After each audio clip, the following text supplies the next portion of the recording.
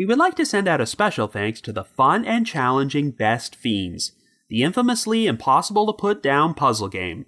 Download Best Fiends free today on the Apple App Store or Google Play. That's friends without the R, Best Fiends. Thank you, and enjoy the show. September 4th, 1964. Great Falls, Montana. 43-year-old Jim Arrotta and his 35-year-old wife, Lois Arrotta, are found stabbed to death inside a grocery store, which Jim manages. Since the couple's children last saw them at their home when they went to bed the previous night, investigators theorize that Jim and Lois were lured to the store and killed in a botched robbery.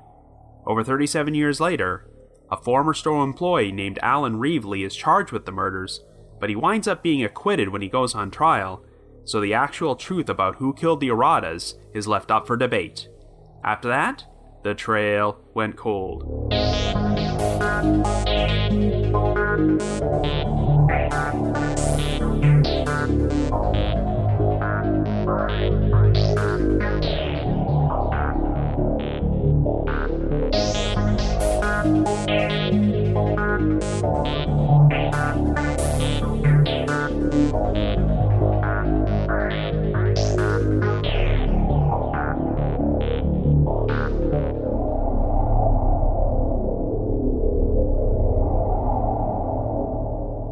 Hello everyone, and welcome to our latest episode of The Trail Went Cold.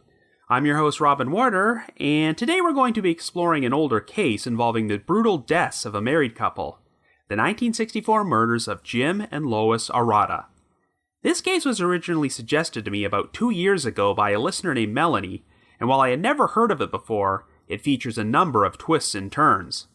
At the time these murders took place, Jim Arrotta was the manager of a super-safe grocery store in Great Falls, Montana, but when employees arrived to open up the store one morning, they discovered the bodies of Jim and his wife, Lois, who had both been bound, gagged, and stabbed multiple times.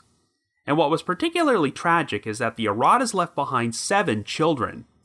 There were a number of potential suspects, but the most intriguing was an 18-year-old former employee named Alan Reavley, who had been fired from the store weeks earlier for theft. It would be 4 decades before Alan was charged with the murders, but the problem is that no physical evidence linked him to the crime, and the case was based largely on the interpretation of supposedly incriminating statements he made over the years. Instead of going to a jury, Alan's defense team asked for a bench trial, a strategy which paid off when the judge ruled that the evidence against Alan was not strong enough to convict him beyond a reasonable doubt and found him not guilty. Of course, that doesn't necessarily mean that Alan did not do it, but there's so many baffling unanswered questions about this crime that it has been the subject of heavy debate in Great Falls for nearly 60 years, so we're going to provide our own in-depth analysis into the case on today's episode. However, before we get started, just a quick reminder that The Trail Went Cold is a weekly podcast, which is currently available for download on several platforms, including Apple Podcasts, Stitcher, Google Podcasts, and Spotify. So if you like this podcast, be sure to subscribe to it, and please leave us a rating or review on any of those sites to help spread the word and garner us more exposure. The Trail Went Cold is on Patreon, so if you would like to learn how to support the show, please visit our page at patreon.com/thetrailwentcold. For as little as $1 a month, you can garner access to exclusive rewards, which may include stickers and thank you cards, early access to episodes, and bonus content. So with all that out of the way, let us now explore the unsolved murders of Jim and Lois Arrotta. But before we continue, I would like to take a few moments to talk about our sponsor, Best Fiends. We all have forms of entertainment which we consider to be guilty pleasures, whether it be a campy TV show, a cheesy movie, a song that's secretly your jam. Hell, some people would consider the true crime genre to be a guilty pleasure. But you know what form of entertainment I feel zero guilt about? Best Fiends, which provides an endless source of fun which I can access anytime on my phone. It's a match 3 puzzle game unlike any other, with thousands of levels and new content being added all the time. So I guess you could say I'm a little obsessed. Okay, scratch that. A lot obsessed. Researching and recording a true crime podcast can sometimes be grueling work, so Best Fiends functions as a good outlet to help me unwind. I never thought I would play a handheld puzzle game for this long, but it's been about a year and a half since I originally started Best Fiends, and I recently passed level 1200. Does this sound fun to you? Well, you can download Best Fiends free today from the Apple App Store and Google Play and get started. I'd love to know what you think, but just don't blame me if you've become slightly obsessed. This game is what I'd like to describe as boredom's worst nightmare. So download Best Fiends free today from the Apple App Store or Google Play. That's friends without the R, Best Fiends. Thank you, and enjoy the rest of this episode.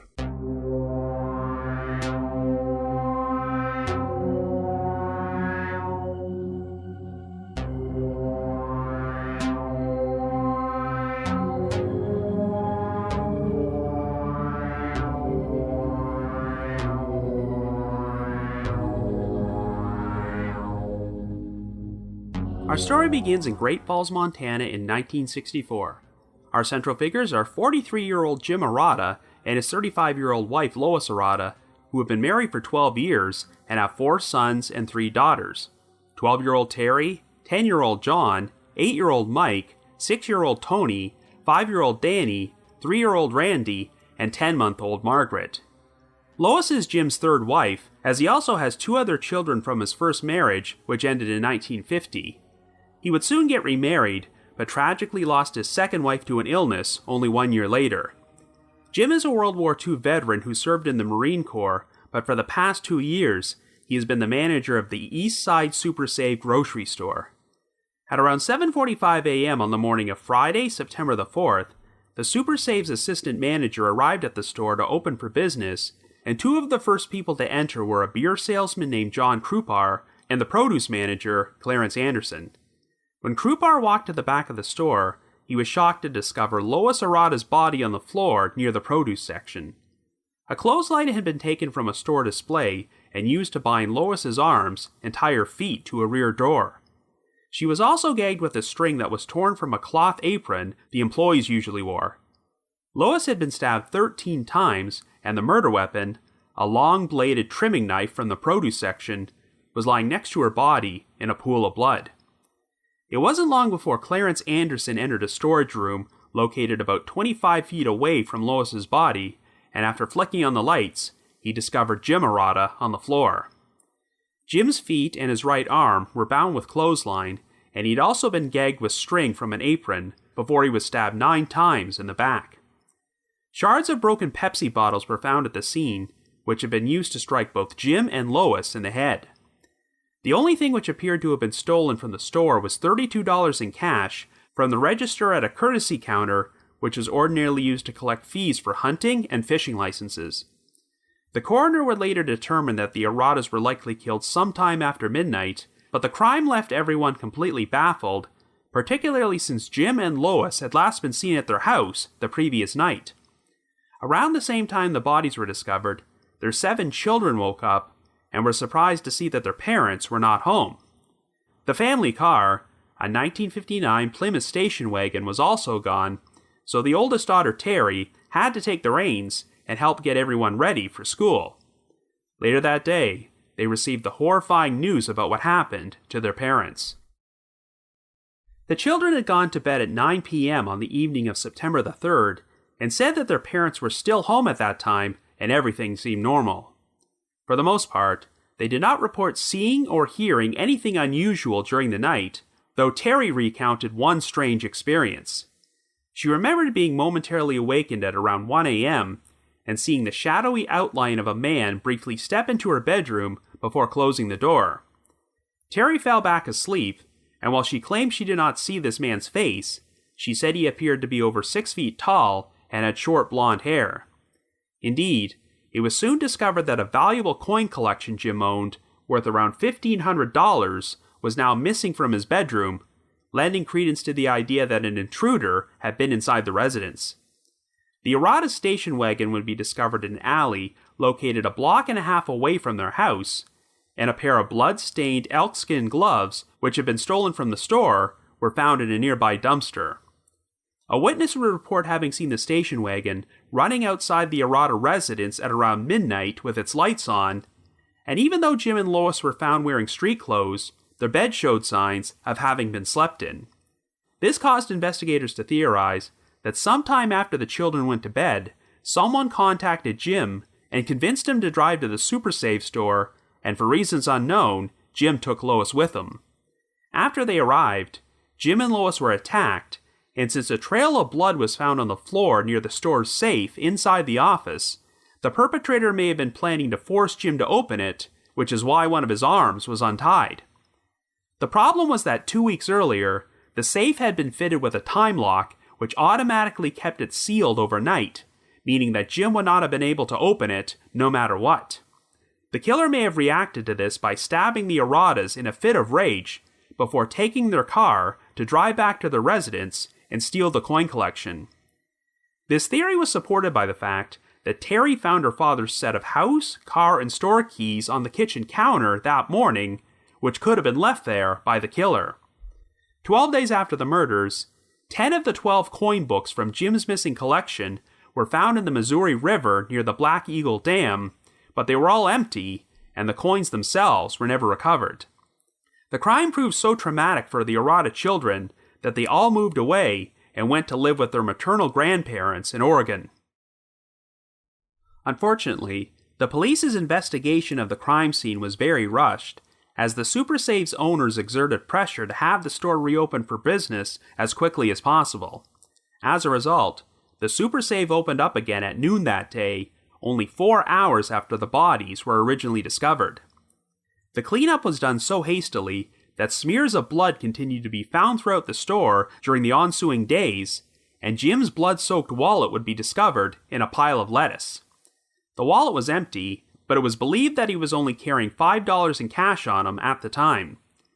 During the course of the investigation, over 100 people would be questioned, but 3 of them stood out as potential suspects, and they each happened to be current or former employees of the Super Save. One of them was Clarence Anderson, the produce manager who discovered Jim's body, as he was known for being an alcoholic and having a violent temper, and he reportedly got into a heated argument with Jim in the weeks prior to the murders. In fact, when Anderson showed up at the store on the morning of September the 4th, he had some noticeable cuts on his hands, though he said he got them from work. The second person of interest was George Suhata, the Super Safe's night janitor, who had been let into the store by the assistant manager after it closed for the night.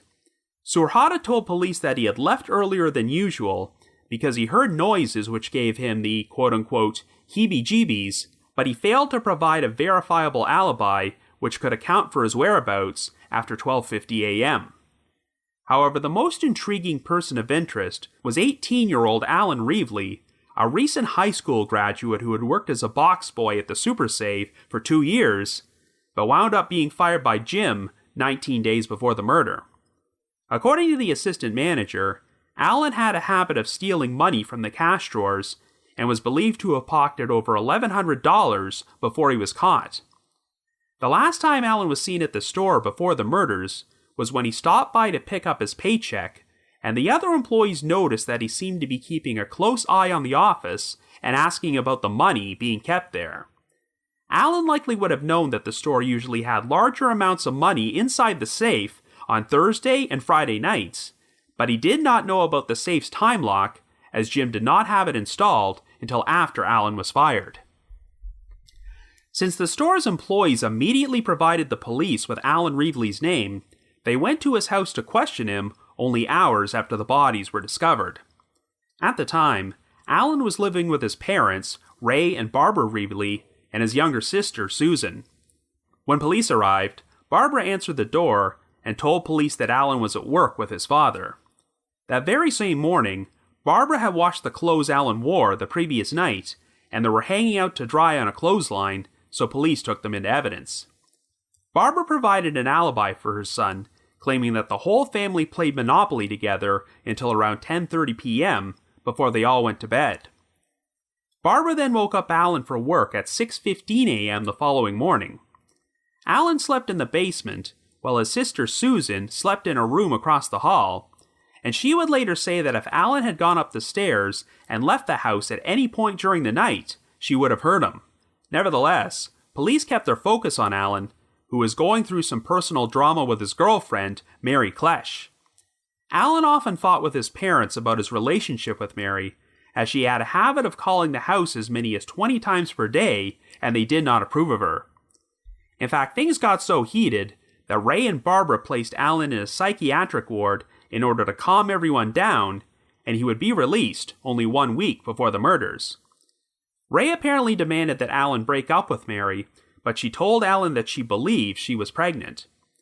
On the evening of September the 3rd, Ray caught Alan at Mary's house and discovered some baby clothes inside the trunk of his car, which led to another heated argument between them. Investigators began to theorize that Alan wanted to run off with Mary and desperately needed money, which is why he attempted to rob the super save and led to the Arrottas being murdered. However, it turned out that Mary was not actually pregnant at all, and her relationship with Alan eventually came to an end. There was no evidence to implicate Alan or any of the other potential suspects, so the investigation reached a standstill. As the years went by, Clarence Anderson and George Suhata would pass away, but the case would be reopened by John Cameron and Jim Carpenter, a pair of cold case investigators with the Great Falls Police Department. On September the 4th, 2001, the exact 37-year anniversary of the murders, the two detectives decided to bring in Alan Reavley for a new interview. By this point, Alan was 56 years old, and after moving away from Great Falls for several years, he eventually returned and was now married with 5 children. He had become executive director of the Great Falls Community Food Bank and was generally considered to be a very well-liked and respected pillar of the community. But detectives decided to take a fresh look at Alan, thanks largely to a story shared by Jim Carpenter's brother, Steve Carpenter. Alan often held Roman Catholic religious retreats, but according to Steve Carpenter, in October of 1994, Alan spoke to a group of people at one of these retreats about the Arrotta murders and how it brought him closer to God. He apparently shared an emotional account of how he walked into the store and personally discovered the Arrotta's bodies, but of course this story was not true at all, as Alan was no longer employed by the store at that time. Another witness from the retreat also claimed that he once saw Alan break down crying and make comments about how he had quote-unquote been forced to kill some people as a young man and needed redemption. At the time, the witness thought Alan may have been referring to an experience in Vietnam, but Alan never served in the military, and these statements took on a greater significance once it turned out he had been a potential suspect in a double homicide. When re-interviewed by detectives Cameron and Carpenter, Alan admitted that he had once dealt with the fear that he could have murdered the Arrottas without remembering it, stating, quote, "I asked my parents if I could have done this. They said no. I asked my psychiatrist. He said no." End quote. Alan also brought up the possibility of getting a therapist or a hypnotist to unblock his memories, stating, quote, "In my heart, I know that I didn't do that. If it's there, if I'm guilty, then it's got to come out for everybody's sake. I've got to find somebody to unlock that." End quote.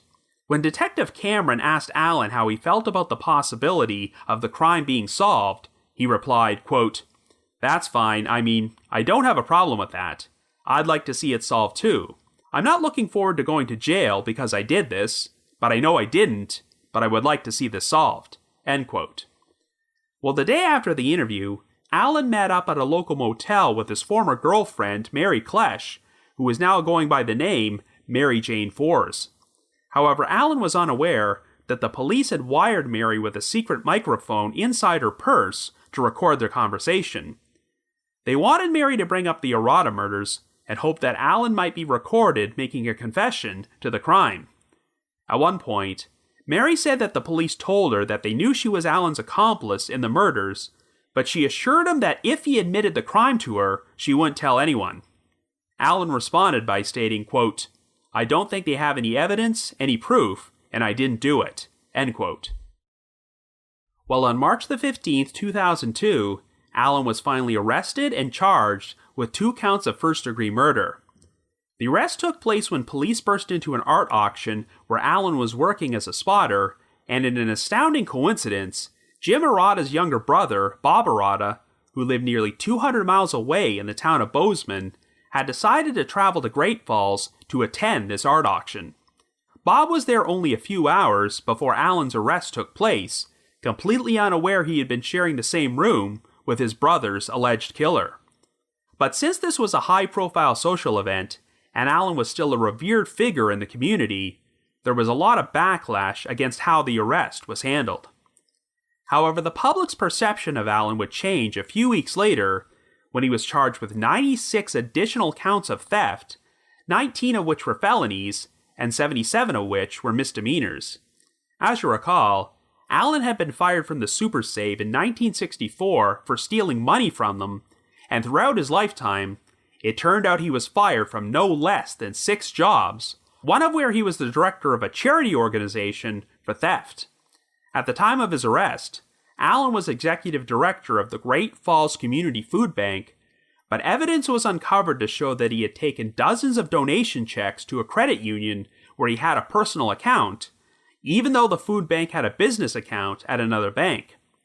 Alan would then convert the checks into money orders after telling the credit union employees he would be using them to pay the bills for the food bank, but in actuality, he spent the money on such things as remodeling his house and paying off his credit card debt.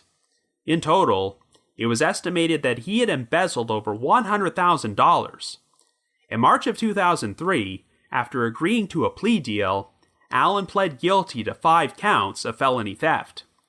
He received a 25-year prison sentence and was also ordered to pay $121,000 in restitution. However, Alan continued to maintain his innocence on the murder charges, and since Alan's defense attorney feared that his theft convictions might unfairly prejudice a jury, he decided to ask for a bench trial.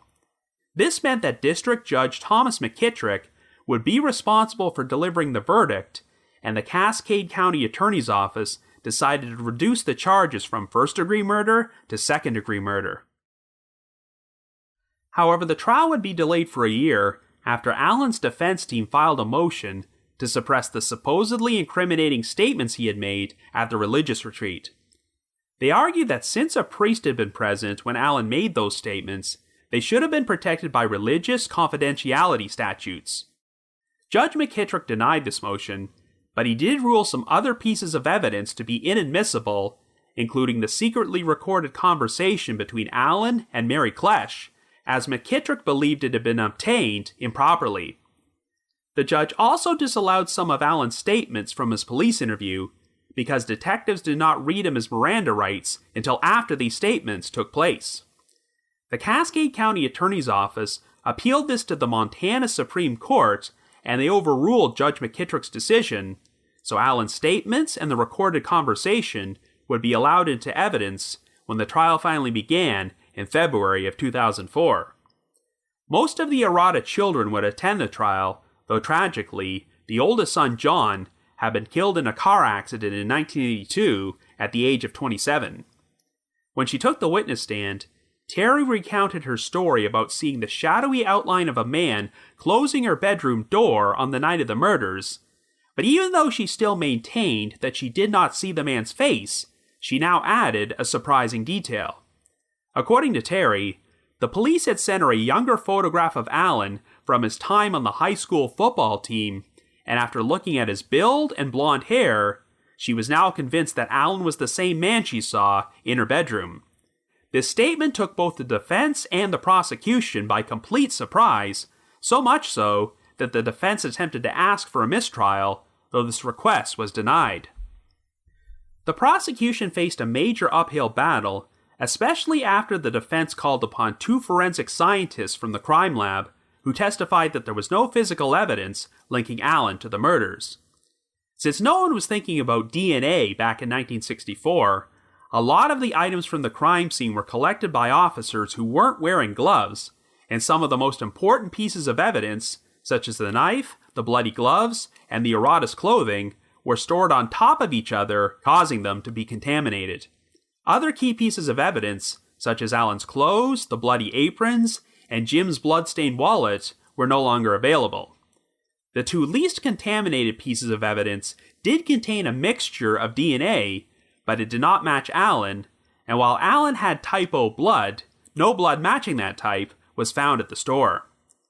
3 hairs had been found inside the bloody elkskin gloves the killer wore, but they did not match Alan either. Even though Alan's father had passed away by this point, his mother and sister both took the stand to back up his alibi and confirmed that they never saw any bloody clothing or suspicious behavior from Alan after the murders. The deputy county attorney who originally handled the case was also called upon to testify and stated that Alan had passed a polygraph and was cleared as a suspect 6 weeks after the murders took place because of the lack of evidence. In the end, Judge McKittrick did not believe that the prosecution's case had proved Alan's guilt beyond a reasonable doubt. Only 24 hours after both sides presented their closing arguments, McKittrick returned with a verdict in which he found Alan not guilty of both murders. He stated, quote, "There is no physical evidence linking Alan Reavley to the murders. The science of 1964 does not support the state's theory of the case. The science of 2004, including DNA testing, does not support the state's theory of the case, but instead weighs heavily in favor of the defendant." End quote. Of course, since Alan had previously pled guilty to the unrelated theft charges, he would not become a free man, and he wound up spending 10 years at the Montana State Prison in Deer Lodge before he was paroled in June of 2013. In spite of the acquittal, the Great Falls Police Department announced that they still believed Alan was the guilty party and would not be conducting any further investigation into the murders. So the truth about who was actually responsible for the deaths of Jim and Lois Arrotta remains up for debate. So I guess you could say, the trail went cold. But before we continue, I would like to take a few moments to talk about our sponsor, Best Fiends. We all have forms of entertainment which we consider to be guilty pleasures, whether it be a campy TV show, a cheesy movie, a song that's secretly your jam. Hell, some people would consider the true crime genre to be a guilty pleasure. But you know what form of entertainment I feel zero guilt about? Best Fiends, which provides an endless source of fun which I can access anytime on my phone. It's a match 3 puzzle game unlike any other, with thousands of levels and new content being added all the time. So I guess you could say I'm a little obsessed. Okay, scratch that. A lot obsessed. Researching and recording a true crime podcast can sometimes be grueling work, so Best Fiends functions as a good outlet to help me unwind. I never thought I would play a handheld puzzle game for this long, but it's been about a year and a half since I originally started Best Fiends, and I recently passed level 1200. Does this sound fun to you? Well, you can download Best Fiends free today from the Apple App Store and Google Play and get started. I'd love to know what you think, but just don't blame me if you become slightly obsessed. This game is what I'd like to describe as boredom's worst nightmare. So download Best Fiends free today from the Apple App Store or Google Play. That's friends without the R, Best Fiends. Thank you, and enjoy the rest of this episode.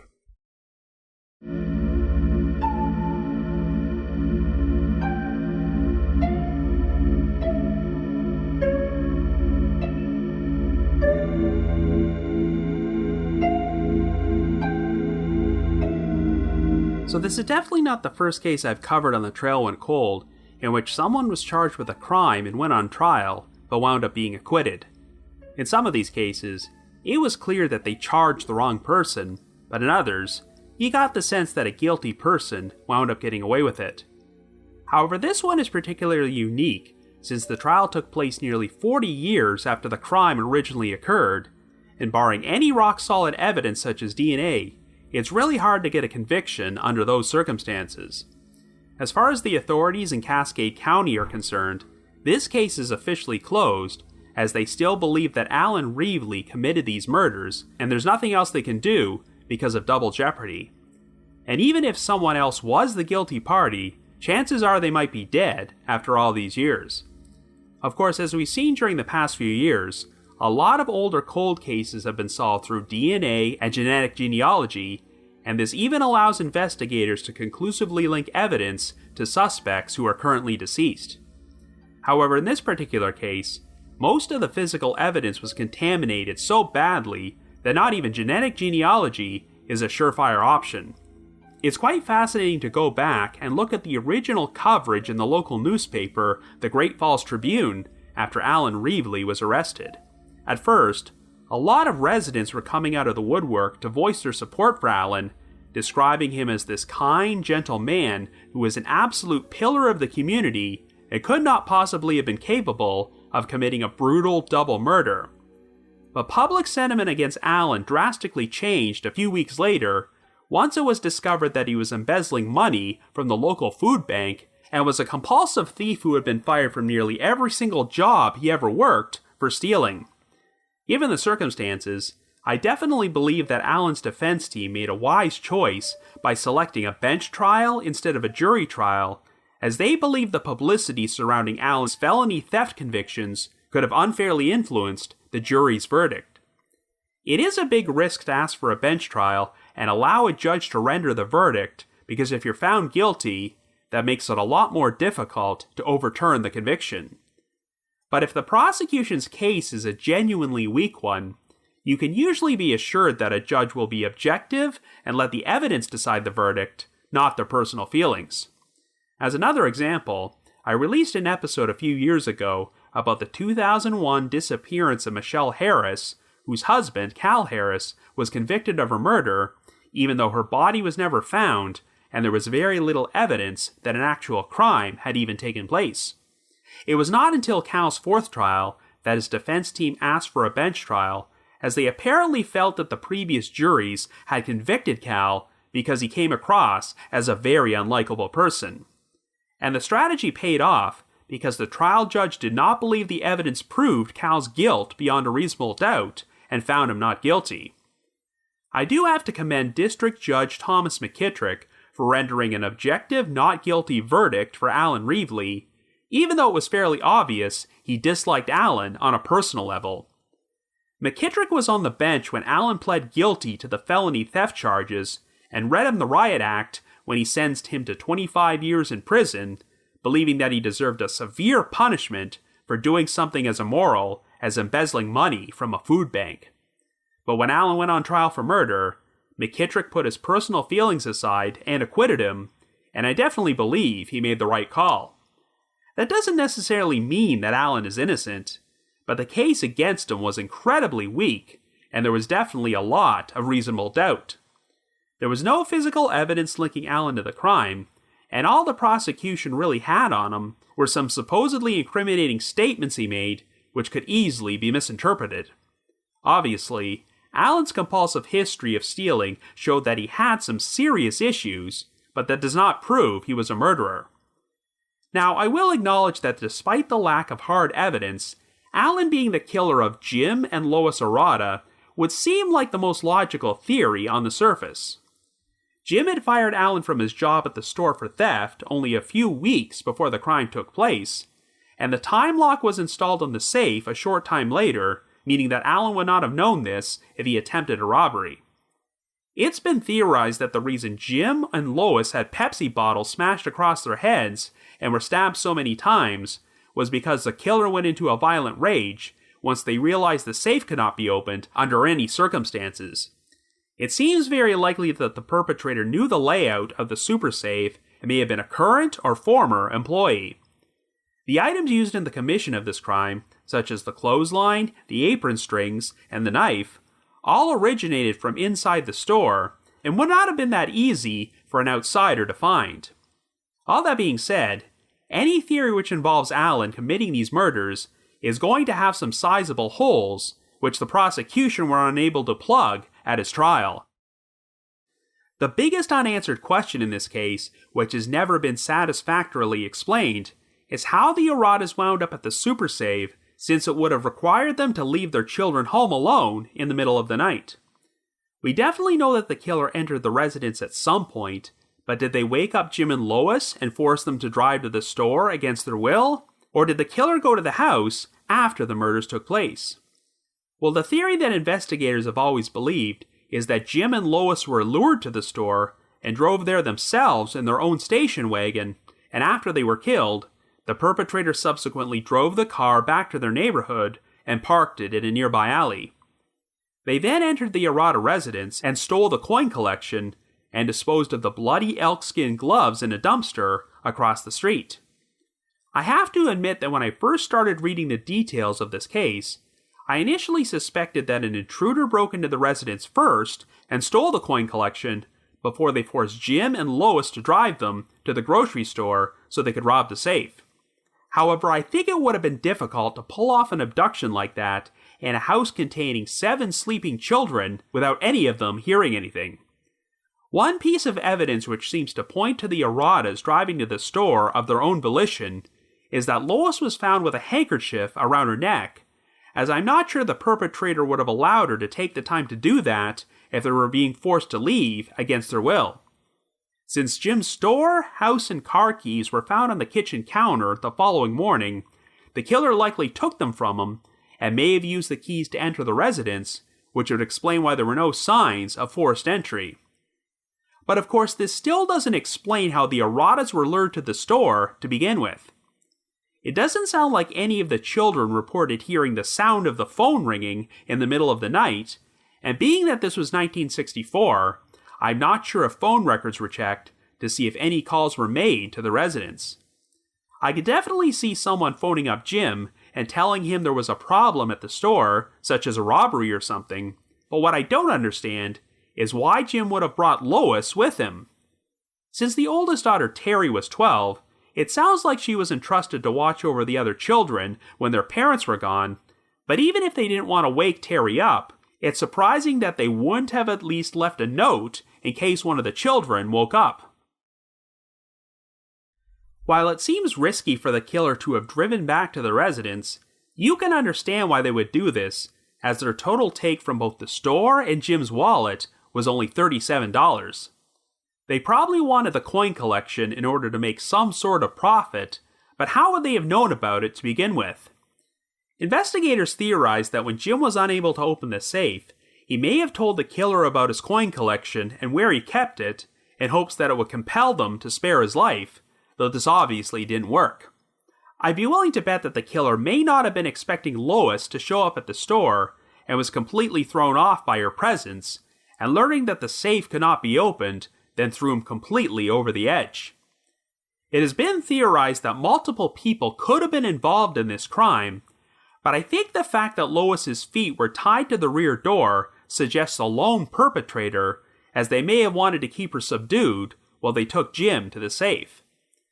Those who believe that Alan Reavley was the guilty party have alleged that the brutality of this crime was also brought on by the high level of stress in his personal life at that time.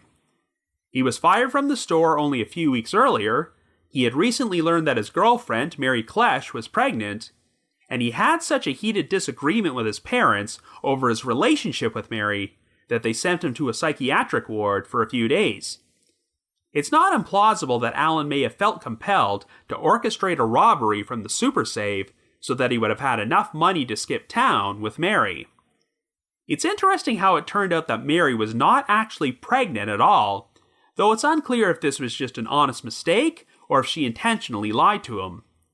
One of the main pieces of evidence against Alan was a secretly recorded conversation that took place between him and Mary 37 years later, but it turned out that Mary was not exactly a saint herself. You see, in May of 2004, 3 months after the conclusion of Alan's trial, Mary Klesch wound up going to court in Idaho to plead guilty to 2 counts of felony grand theft because she had stolen 2 heirloom diamond rings from a blind woman and $3,000 in cash from another elderly woman who were both residents at a retirement community Mary managed. 1 year earlier, Mary had been fired from this job for running the retirement community without a license and facing numerous allegations of robbing her clients. As a result, she wound up receiving a 4-year prison sentence. If that wasn't enough, in 1987, Mary was accused of taking out a $500,000 life insurance policy on a firefighter named Jerry Herney, who would be killed in a plane crash shortly thereafter, and Mary's husband at the time was believed to have sold him the policy. Now, this sounds like a pretty intriguing side story in its own right, but unfortunately, I couldn't find any additional information available about it. Mary's other legal problems likely have nothing to do with the Arrotta murders, but even though she broke up with Alan, I find it fascinating that these two high school sweethearts seem to be compulsive thieves and wound up going to prison for theft in 2 different states 4 decades later. But if Alan was guilty of the murders, it's crazy to think of the possibility of Mary paving the way for them by lying to Alan about her pregnancy. However, we can speculate all we want, and that still doesn't change the fact that there was just no direct evidence placing Alan inside the super safe that night. As a former employee, I'm sure he would not have been able to access the store after it was closed, though I suppose Alan could have called the Arrotta residence from a payphone and then attacked Jim and Lois after they arrived and unlocked the door. But one question which was never adequately addressed at Alan's trial is how he was able to lure Jim to the store to begin with. They weren't exactly on the best of terms, since Jim had recently fired Alan, so what could Alan have said to compel Jim to leave his house in the middle of the night? Alan's family also provided him with an alibi, though given that they would have been asleep, there's no way they could say with 100% certainty that he did not leave the house that night. You would definitely think that a crime which involved stabbing 2 people a total of 22 times would have left a lot of blood on the killer, but we know that Alan's mother washed his clothing and turned it over to the police later that same morning. So unless she was intentionally lying or concealing evidence for him, it does not sound like she noticed anything out of the ordinary from Alan. Overall, the only real evidence against Alan at his trial were the supposedly incriminating statements he made at a religious retreat, during his police interview, and on the recorded conversation between him and Mary, as well as Terry Arrotta expressing her personal belief that the man she saw in her bedroom doorway was Alan. Given that Judge McKittrick attempted to make 2 of those pieces of evidence inadmissible before the state Supreme Court overruled him, then it really shouldn't have been any surprise that he came back with a not guilty verdict. It's admittedly pretty odd that Alan supposedly told people that he was the one who personally discovered the Arrotta's bodies, but given his lifetime propensity for theft and fraud, it would certainly be in character for him to make up stories and lie like that. It's also pretty convenient that the case was reopened when the brother of one of the lead investigators shared this information, even though he had originally heard Alan make those statements nearly 7 years earlier. The problem is that all of these seemingly incriminating things Alan said could be interpreted in so many different ways, and it's not like he ever went so far as to reveal details about the crime that only the killer could have known. If you want to use these statements to convict Alan of murder, you need other corroborating evidence. The issue with Terry's testimony about the man in her bedroom is that for all we know, it could have been nothing more than a vivid dream. Now, I do believe that she really saw the killer, because if he traveled to the residence to steal the coin collection from Jim's bedroom, then it makes sense that he would stop to close the door of one of the children's rooms if he was passing through the hallway. But it's problematic that even though Terry never saw this man's face, she said in open court that she believed it was Alan based on his build and his hair, and it sounds like she completely made this statement out of nowhere without telling anyone beforehand. To recap, Terry came to this conclusion because she had seen an old high school photograph of Alan from 1964, but she was comparing it to a nearly 40-year-old memory of an event she experienced when she was half asleep. Alan's defense attorney also pointed out that Terry's recollection of the man's build was meaningless since Alan was wearing football pads in the photo, though Terry said she did take that into account. I certainly do not believe Terry was intentionally lying, as she probably convinced herself she saw Alan in her bedroom, but I think she was being influenced by confirmation bias because Alan was already on trial for the murders. Before I move on from Alan, I should also mention that John Cameron, one of the cold case detectives from the Great Falls Police Department who charged Alan with murder, has gone on to become a bit of a controversial figure in the true crime world. Following his retirement, Cameron published a book about Edward Wayne Edwards, a serial killer who did not get charged with his first murders until he was 76 years old, before he died in 2011. Well, Cameron has attempted to link Edwards to pretty much every famous unsolved murder of the past several decades, such as the Black Dahlia, the Zodiac murders, Jimmy Hoffa, Adam Walsh, the West Memphis Three, John Benet Ramsey, Lacey Peterson, Teresa Halbach, and I think it goes without saying that not everyone agrees with that assessment. While I'm not saying that has any relevance to this particular case, it does make it easier to believe that Cameron could have been wrong about Alan Reavley. Okay, so if Alan was not responsible for this crime, then who was? Well, I'm definitely inclined to believe that the killer had to be familiar with the layout of the store, so it makes sense that the two other people who were looked at as potential suspects were employees. One of them was Clarence Anderson, the produce manager who showed up and discovered Jim's body after the store opened. The main reasons Anderson was suspected was because he was known for having a violent temper, he supposedly did not get along with Jim, and he apparently had cuts on his hands that morning. And of course, Jim and Lois were found near the produce section, and that's where the murder weapon originated from. Unfortunately, other than what I just shared, there really isn't much information available or any other evidence that might link him to the crime, and it's unclear if Anderson's position as produce manager would have given him enough authority to have his own key to access the store. I went over how Alan likely wouldn't have known there was a time lock on the safe, but how many of the other current employees besides Jim would have known this? Because if Anderson was privy to this information, then it would have been completely pointless for him to attempt a robbery when the safe literally could not be opened in the middle of the night. And the biggest wild card in this whole case is the presence of the night janitor, George Suhata, whom, appropriately enough, was also looked at as a potential suspect. I have to assume that anyone who worked or used to work at that store would have known that Suhata would be there after closing. However, it sounds like Suhata went outside to clean the parking lot at some point during his shift, and if he happened to leave the door unlocked, the killer could have used this opportunity to sneak inside.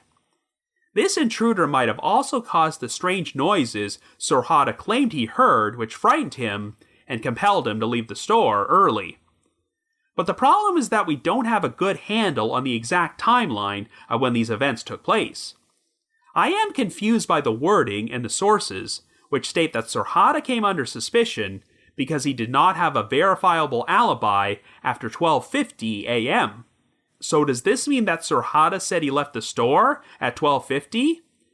We have the eyewitness account from the Arrotta's neighbor, who said they saw the couple's station wagon running outside their house at around midnight, and Terry said she woke up and saw a man in her bedroom doorway at 1 a.m. It's not clear to me how Terry knew the exact time this event happened, unless she happened to catch a glimpse of a clock or something, but if both these times are accurate, then this means that Jim and Lois were murdered inside the store sometime after midnight before the killer traveled to the residence. Since it sounds like Suhata placed himself inside the store at 12:50, this could imply any number of things. Those noises he heard could have been the murders taking place without him even realizing it. He could have misremembered the exact time he left, or he was just flat out lying. On the surface, Suhata being the killer would make a lot of sense, because he was given the key to the super safe and would have been there alone after closing. He also likely had knowledge of the store's layout, and as the night janitor, he may not have been privy to the fact that the safe had a time lock. If he decided to call Jim and lure him to the store by telling him that there was some sort of problem, then Jim wouldn't have had any reason to disbelieve him.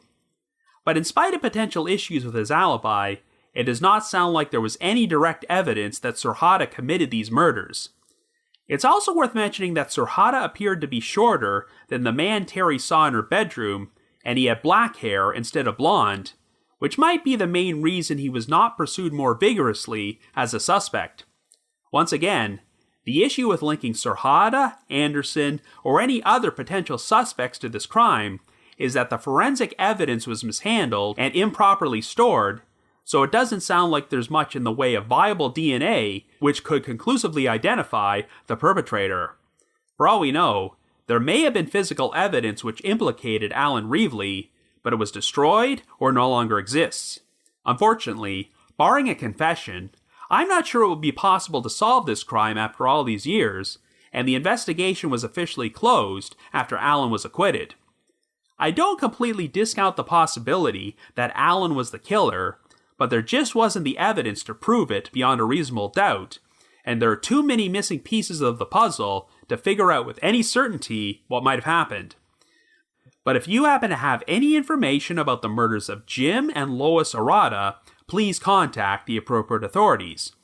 But if you just have your own thoughts about what happened, feel free to leave me a comment or send me an email to robin.warder@icloud.com. That's robin.warder@icloud.com.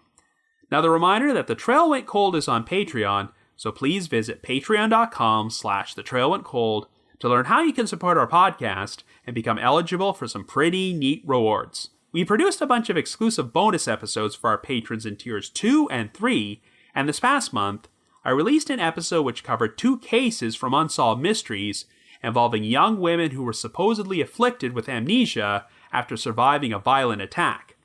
The stories of Kyra Cook and Sarah Powell. And for our patrons in tier 3, I've also recorded another new audio commentary track which can be played over a classic episode of Unsolved Mysteries.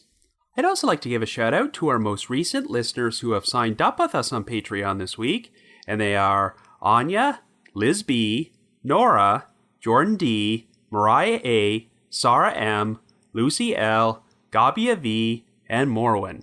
Thank you all so much for your support. And before I bring this episode to a close, I'd like to play a promo for another true crime podcast, The Prosecutors. I'm Brett. And I'm Alice. And together, we host a true crime podcast called The Prosecutors. Every week, we bring our perspective as prosecutors to some of the toughest cold cases of all time. Disappearances, murder, mayhem, you name it, we'll cover it. So join us for a true crime podcast with a different point of view. Because we are The Prosecutors. I'd also like to mention that later this year, provided that it becomes safe to travel again, The Trail Went Cold is going to be appearing on Podcast Row at the very first CrimeCon UK, which is being held at the Leonardo Royal Hotel and Spa in London. I had previously stated that CrimeCon UK was set to take place on the weekend of June the 12th and 13th, but due to restrictions, they have now elected to postpone it until the weekend of September the 25th and 26th. So fingers crossed that it will still happen as planned. If you would like to purchase tickets to either event, we have a special promo code you can use to get a 10% discount. So to receive 10% off, visit crimecon.co.uk and enter the promo code COLE21. That's COLE21. In addition, I also wanted to provide another reminder that I hold live streaming sessions on a platform called Get Vocal. Every Thursday night from 7 until 8 p.m. Eastern Time, I host what is essentially an after show for each week's podcast episode, where I have an interactive discussion about the featured case from said episode and answer questions and address comments from listeners. I always include a link to these sessions in our show notes, so be sure to check there for more information or visit getvocal.com. That's GETVOKL.com. I just wanted to give another shout out to my supporters at the Unsolved Mysteries message board at the Sitcoms Online forum and the Unresolved Mysteries subreddit. I need to provide a big thanks to Miguel Foote, who edits and assembles this podcast together for me, and Vince Nitro, who composes the eerie music you hear on every episode. If you haven't already, you can like us on Facebook, follow us on Twitter, or leave us a rating or review on Apple Podcasts, Stitcher, Google Podcasts, or Spotify. So have yourself a good week and join us next Wednesday for another brand new episode of The Trail Went Cold.